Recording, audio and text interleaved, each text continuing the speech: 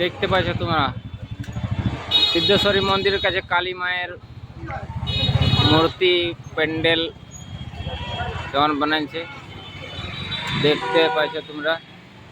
দেখো কেমন সিদ্ধেশ্বরী মন্দিরের কাছে মূর্তি আছে প্যান্ডেলের। মিস্ত্রির কারাগারে দেখো কেমন প্যান্ডেল সুন্দর বানাইছে দেখতে পাচ্ছ তোমরা।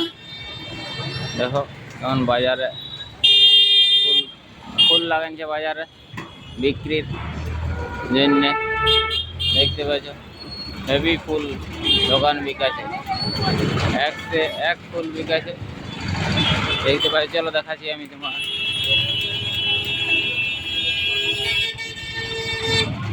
দেখো